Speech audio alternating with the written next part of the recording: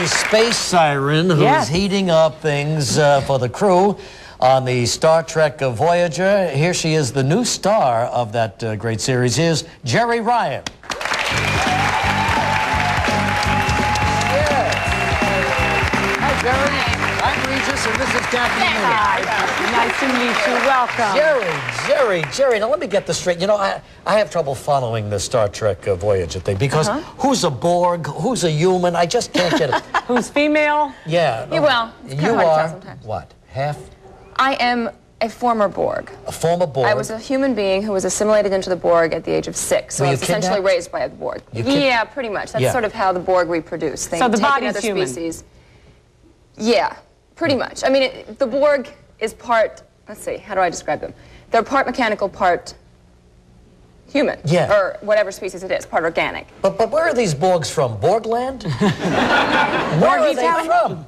The Delta Quadrant is sort of their homeland. The Delta Quadrant, gotcha, fine. Now your name is kind of confusing too. Yeah, the Borg don't have names like we have names. They have designations because they're very efficient. And your designation is? 7 of 9, tertiary adjunct of Unimatrix 01. Aha! But that is the hardest part of your job, isn't it? All this Trek technobabble. Yeah, the technobabble. Kills me. Yeah. It's the hardest dialogue I've ever had to say. Do you write things down different places and?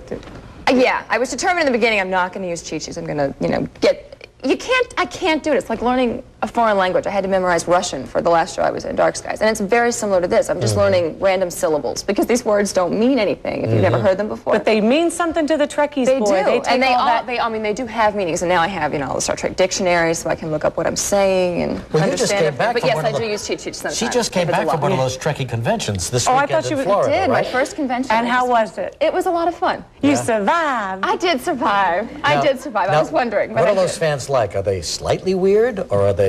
They're very sweet. I mean, it's not a tough room to play, let me tell you. You could trip over your own feet, and they would, yay!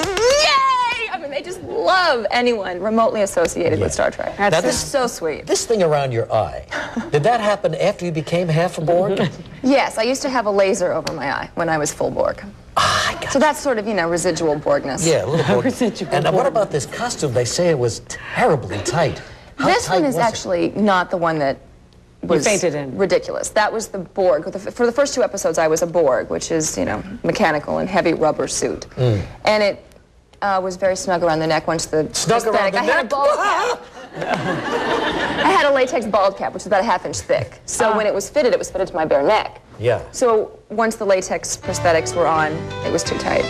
Well, Poor baby passed out 4 times. this is a mother of a 3-year-old. Do you believe that with that body? Yeah. Good for you. We're going to pause. We'll come right back.